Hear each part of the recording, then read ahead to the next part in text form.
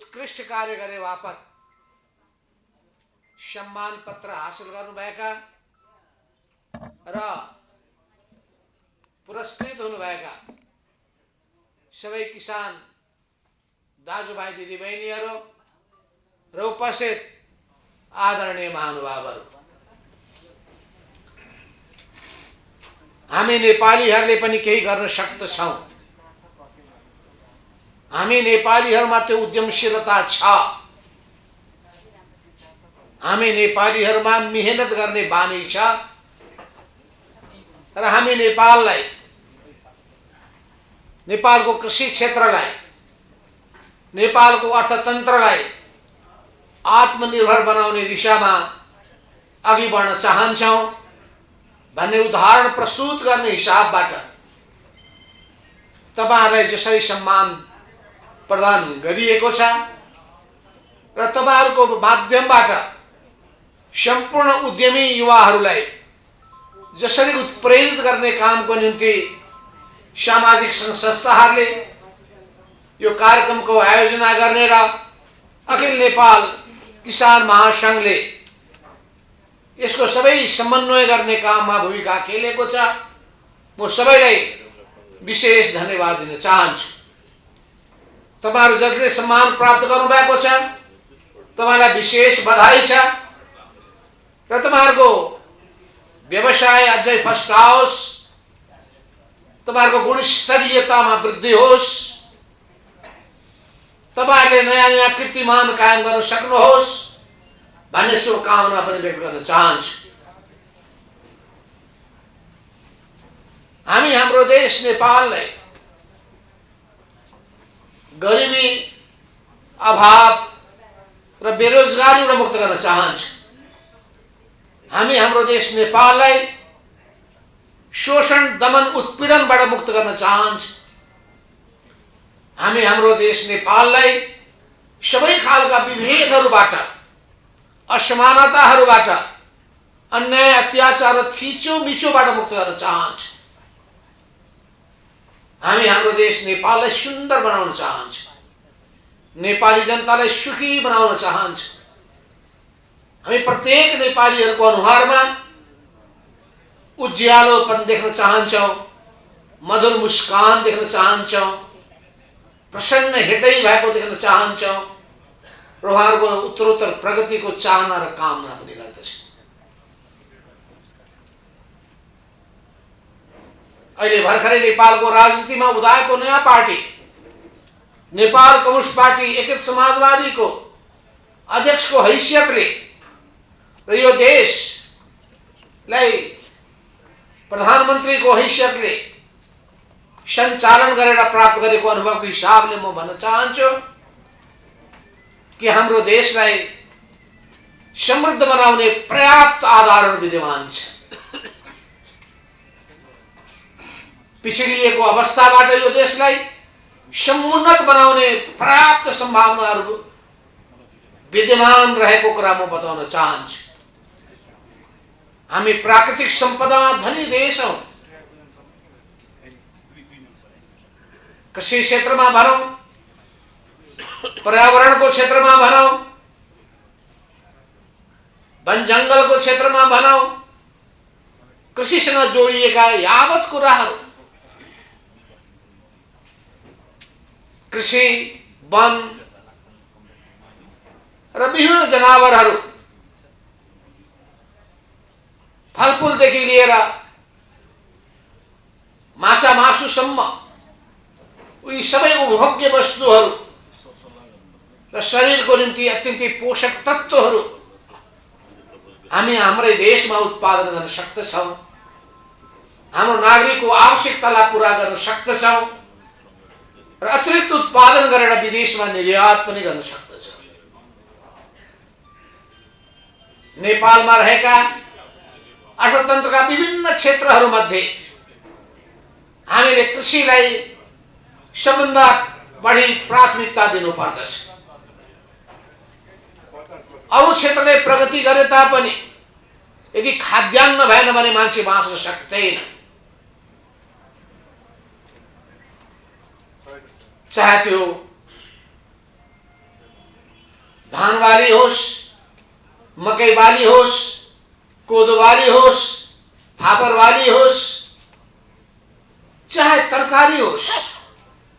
कतिपय देशमा भात छैन भने आलु खाएर आलुले पनि भातकै जस्तो भूमिका खेल्दछ। यो भातै खानुपर्ने केही जरुरी छैन। कोदोले पनि स्वास्थ्यलाई राम्रो गर्छ, फापरले त झन् ज्यादा। तर हामी ज्यादा भात नभइकन चित्तै नबुझ्ने खालका जातका मान्छे पर्यो। भातै खानु पर्छ। भात नखाएर अब रोटी खाने पनि चलन सुरु भइसकेको छ। चामल र गहुँको मात्र भए जौबाट बनेको तपाईलाई थाहा छ पाउरोटीहरू विश्वमा पाउरोटी खाएर पनि जिन्दगी बिताइरहेका हुन्छ। धेरै देशहरूमा मूल खानाको रूपमा आलुलाई प्रयोग गर्ने गर्दछ। माछा मासुहरूले पेट भर्ने गर्दछ। हामी कहाँ त परिकार नै अनेक छ। अलि इतिहासप्रति हामीलाई गौरव बोध हुन्छ।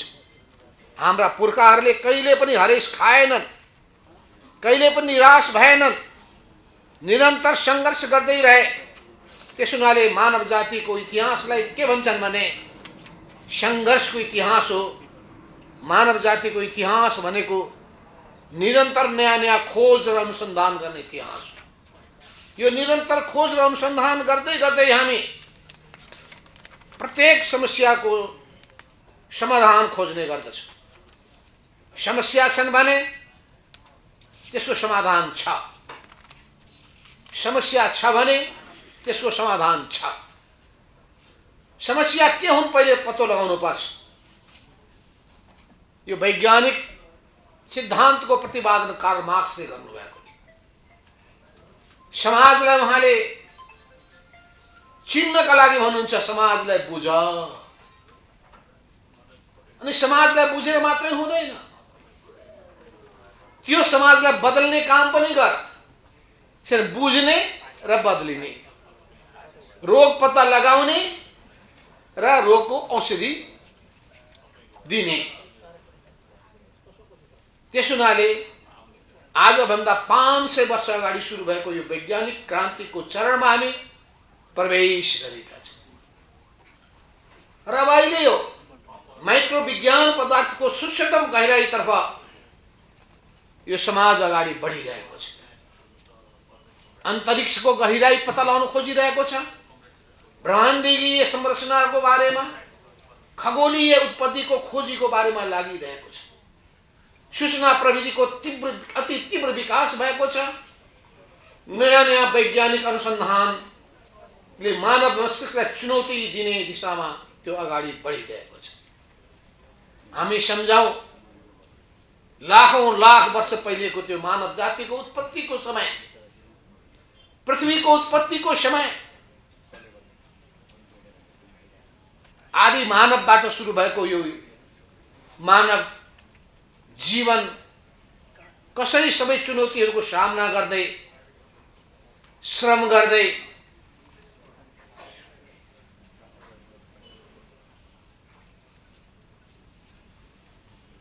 अनि त्यो श्रम मात्रै होइन, शारीरिक श्रम मात्रै होइन, दिमागले सोचेको सचेत श्रम गर्दै अनि श्रमका जम्मै औजारहरू। हिजो तपाईहरुलाई थाहा छ किसान दाजुभाइ दिदीबहिनीहरूले हलोले खेती गरिन्थ्यो। हलोले खेतका माटाहरूलाई खनेर दिनभरि लगाएर अनि त्यसलाई सम्याएर रोप्ने काम गरिन्थ्यो। तर अब नयाँ नयाँ प्रविधि आइसकेको छ, ट्र्याक्टर र नयाँ नयाँ चिज। एकै दिनमा, एकै घण्टामा बिघाका बिघा जग्गाहरू त्यसले जोत दिन्छ। धान काट्ने मेसिनहरूको तुरुन्तै धानलाई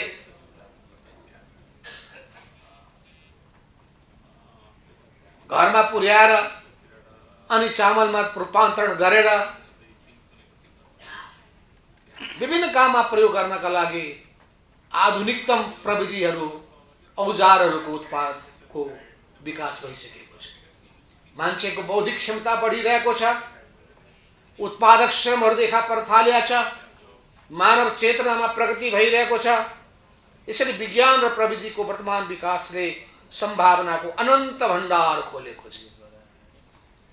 हो हाम्रो कृषक दाजुभाइ दिदीबहिनीहरूले विश्वमा हासिल भएका जम्मै राम्रा कुराहरू र उपलब्धिहरूको बारेमा ज्ञान हासिल गर्नु पर्यो। त्यसलाई नेपालको आफ्नो परिस्थितिमा उपयोग गर्न सक्नु पर्यो। हामी कहाँ अझै पनि हामी प्रति बिघा उत्पादन, प्रति हेक्टर उत्पादन अत्यन्तै कम छ।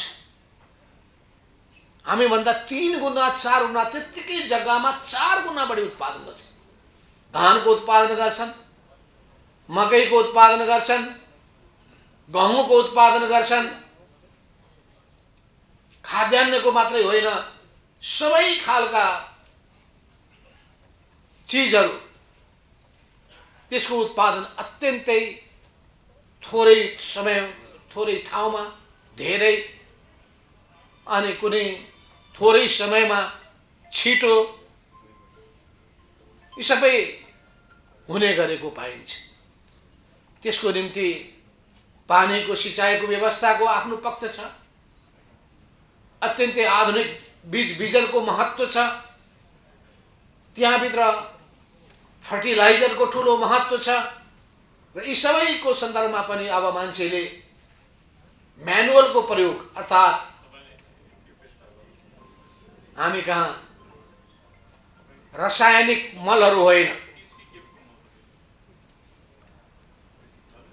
ल यहाँ मोबाइल नबजाउँ है। हिजो पनि मैले भनेको थिएँ, यहाँ चाहिँ छैन। हिजो त बागमतीमा भनेको थिएँ क्या, र आज पनि बागमती नै पर्यो। त्यसो यहाँ बस्दाखेरि मोबाइलमा कुराकानी गर्ने कुराहरू, मोबाइललाई अन गर्ने कुराहरू बन्द गर्नुपर्छ। र नेताहरूलाई नै सिकाउनु पर्दा त गाह्रो पो भन्ने पर्दा। लोकतन्त्रका मान्यताहरूलाई आत्मसात गरेर अगाडि बढ्नुपर्छ। र तेस्रो पक्ष छ जनताको जीविका, जनजीविका र सामाजिक परिवेशमा परिवर्तन। घाँस बाँस कपास, शिक्षा स्वास्थ्य रोजगारी र सुरक्षा, यी 7वटा आधारभूत कुराहरू हुन्। यसको प्रत्याभूति हुनुपर्दछ। भोक भोकै मर्नु पर्ने, अपमानको घुट पिएर सहनु पर्ने, अत्याचार सहेर बस्नु पर्ने र हिंसाहरू, यातनाहरू, वेदनाहरू सहेर बस्नु पर्ने, यो स्थितिलाई हामी अन्त्य गर्न चाहन्छौँ। जनताको जीवनलाई सुखी बनाउन चाहन्छौँ। जनताको जीवनलाई खुशहाल बनाउन चाहन्छौँ। जनताको जीवन कब खुशहालीपूर्ण हुन्छ भने जब उसको बाँच्ने अधिकारलाई सम्मान गरिन्छ। इतिहासमा यस्तो समय पनि थियो मान्छेको बाँच्ने अधिकार थिएन। दास युगमा दास मालिकले मान्छेलाई मार्दिन्थ्यो, किन राख्नु मार्नु। जब उसको उत्पादनको आवश्यकता महसुस गरिसकेपछि बल्ल दास बनाउन थाल्यो। अनि दास बनाइसकेपछि कृषि दास बनाउन थाल्यो।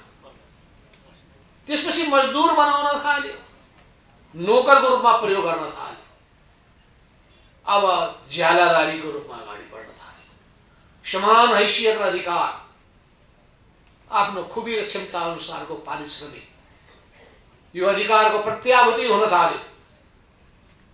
त्यसो हुनाले मान्छेको जनजीविकाका समस्याहरूलाई, जीवनयापनका समस्याहरूलाई, युवाको रोजगारीका समस्याहरूलाई सम्बोधन गर्ने तेस्रो कुरो हुनुपर्दछ। त्यसो हुनाले जनता, मात्र जनता नै हाम्रो राजनीतिको केन्द्रबिन्दुमा हुनुपर्दछ। जनतालाई बिकाउ माल ठान्ने पनि होइन र जनता मध्ये महिलालाई उपभोगको वस्तु पनि ठान्ने होइन। जनतालाई आदेश पालक मात्रै पनि ठान्ने पनि होइन। समान हैसियत प्रदान गर्ने र खुबी क्षमता र उसमा रहेको खुबी क्षमता र उत्पादकत्वको आधारमा उसको मूल्याङ्कन गर्ने। अल्छी, मेहनती, तीक्ष्णता र बोधुपन यी पक्ष त हुन्छन्, तर पनि सबै मान्छेमा केही न केही खुबी हुन्छ नै। एउटा क्षेत्रमा असफल छ भने अर्को क्षेत्रमा सफल हुन सक्दछ। त्यसो हुनाले कुनै पनि मान्छेले निराश हुनुपर्ने आवश्यकता छैन। आफ्ना आफ्ना क्षेत्रको पहिचान गर्नुपर्छ। तपाईँ गीत गायन गरेर पनि आफ्नो नाम चमकाउन सक्नुहुन्छ, नृत्य गरेर पनि तपाईँ आफ्नो नाम चमकाउन सक्नुहुन्छ, ढोलक बजाएर पनि तपाईँ खुबी देखाउन सक्नुहुन्छ, कारपेन्ट्री गरेर पनि तपाईँले खुबी देखाउन सक्नुहुन्छ, तपाईँ पत्रकारिता गरेर पनि आफ्नो खुबी देखाउन सक्नुहुन्छ, लेख लेखेर तपाईँ खुबी देखाउन सक्नुहुन्छ, वाचन गरेर आफ्नो खुबी देखाउन सक्नुहुन्छ, उत्पादनका विभिन्न क्षेत्रमा लागेर राम्रो कृषक भएर पनि तपाईँले खुबी क्षमता देखाउन सक्नुहुन्छ, राम्रो माछा पालक भएर, राम्रो कुखुरा पालक भएर, राम्रो महको उत्पादनकर्ता भएर, जुनसुकै क्षेत्रमा तपाईँले हात हाल्नुहोस् त्यस क्षेत्रमा तपाईँ राम्रो गर्नुभयो भने तपाईँको बेग्लै गरिमा बढ्छ। पर्वत जिल्लामा मोर्चिडी जाने मैले मौका पाउँदाखेरि एउटा घरमा म पसेँ। त्यो घरको मालिक, घरका ती मानिस बिचरा रोजगारी नपाएर भौतारिँदै थिए। घरको ऋण काटेर 2 लाख रुपियाँ लिएर विदेश जान चाहे। दलालहरूले 2 लाख रुपियाँ पनि खाइदिए, विदेश जाने मौका पाए। निराश भए, आत्महत्या गर्ने उनमा विचार पलायो। तर त्यो कुरा थाहा पाइसकेपछि समाजको एकजना समाजसेवीमा दया आयो। उनले भने तिमीलाई म 2टा गाई दिन्छु,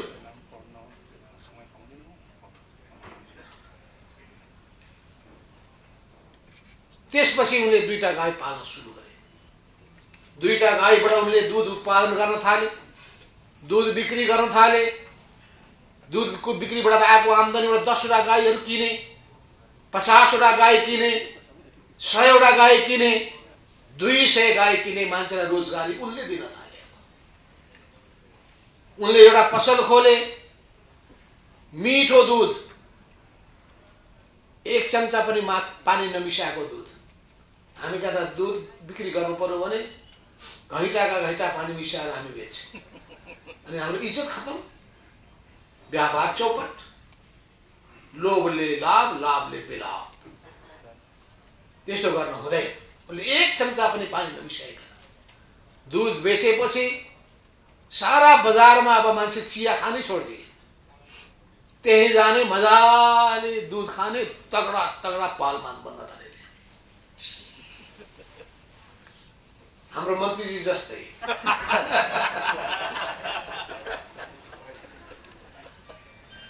छोराछोरीहरूलाई खुवायो, उसको हाइट कति बढेकै छ। दूधमा त्यो पोषक तत्त्व हुन्छ, हाइट बढाइदिन्छ। दूधमा र अन्डामा ख्याल गर्नुहोस् है। जसले धेरै अन्डा खुवाउँछ र दूध खुवाउँछ उसको छोराछोरीहरू हृष्टपुष्ट हुन्छ र अग्लो हुन्छ।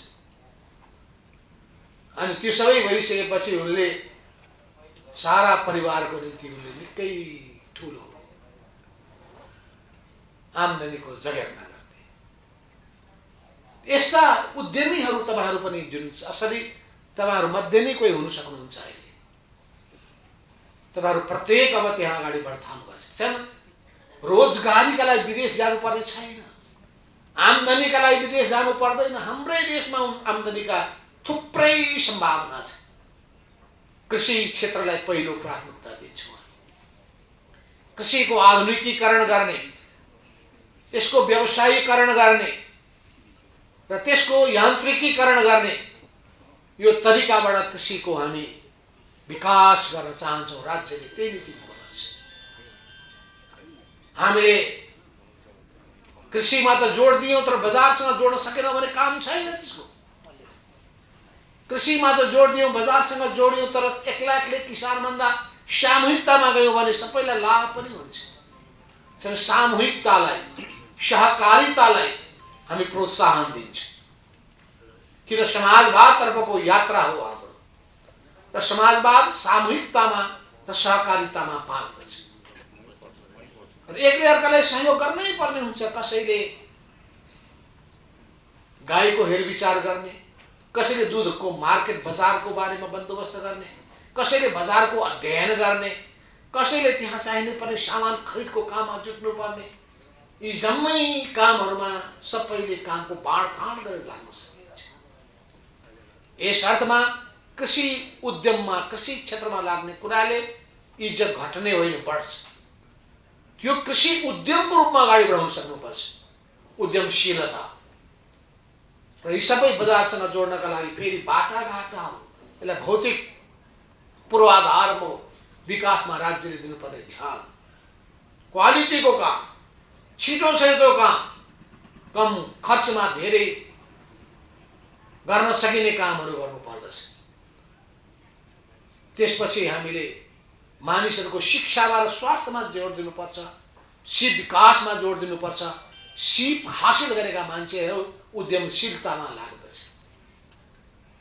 नेपालमा पर्यटन विकासको विशाल सम्भावना छ, जलविद्युत विकासको विशाल सम्भावना छ, उद्योग धन्दा कल कारखानाहरू खोल्न सकिन्छ। तर यी सबै चिजको निम्ति हामीले गहिरो अध्ययन गर्ने, अनुसन्धान गर्ने, खोज गर्ने र आधुनिक विज्ञान र प्रविधिको प्रयोग गर्ने। त्यसको निम्ति हामीले अब औद्योगिक क्रान्ति मात्रै होइन, अब प्रौद्योगिकी क्रान्ति भइसक्यो। टेक्नोलोजिकल रेभोल्युसन, अब टेक्नोलोजिकल रेभोल्युसन मात्रै होइन, अब त डिजिटल रेभोल्युसन, डिजिटल इकोनोमी। अर्कोतर्फ हामीले पर्यावरणलाई ध्यान दिएनौँ भने फेरि मान्छेको जीवन कहिले स्वस्थ पनि हुँदैन। प्रकृतिको कोप भाजन बन्न पुग्दछौँ। सिर्फ प्रकृतिको संरक्षण गर्ने जगेर्ना गर्ने, वन जङ्गलको समेर्ना गर्ने, पानीको मुहानको रक्षा गर्ने, पानीको स्रोतको ठाउँको सुनिश्चितता गर्ने, चुरेको संरक्षण गर्ने। चुरेको संरक्षण गर्नुभयो भने तराईका जमिन अनि बल्ल उर्वर हुन सक्दछ। त्यसो हुनाले यी जम्मै चिजको प्याकेजको आधारमा अगाडि बढ्नुपर्छ। समय कम छ, मैले तुरुन्तै एयरपोर्ट जानुपर्ने छ। कुराहरू त धेरै छन्। अब अन्तमा म के भन्छु भने कि अब छिटै आउँदैछ चुनाव। तपाईँ किसानहरू भए पनि ध्यान दिनुहोला। अहिले विभिन्न ठाउँमा राष्ट्रिय सभाको चुनाव हुन गइरहेछ। राष्ट्रिय सभाको चुनाव, त्यसको निम्ति पनि हामीले ध्यान दिएर लाग्यौँ भने हामी र हामीसँगको गठबन्धनका दलहरू यी सबैले राष्ट्रिय सभाको जम्मै सिट जित्नेछ। राष्ट्रिय सभाको चुनावपछि उपनिर्वाचन भयो भने त्यहाँ पनि हामी जित्नेछ। वैशाख महिनामा स्थानीय तहको चुनाव हुन गइरहेको छ। र स्थानीय तहको चुनाव तपाईँलाई थाहा छ, देशभरिमा 460 वटा गाउँपालिकाहरू छ। देशभरिमा 293 वटा नगरपालिकाहरू छ। जम्मा जम्मी 753 वटा स्थानीय तहहरू छन् र 753 को 1506 जना मेयर, उपमेयर, प्रमुखको चुनाव हुनेछ।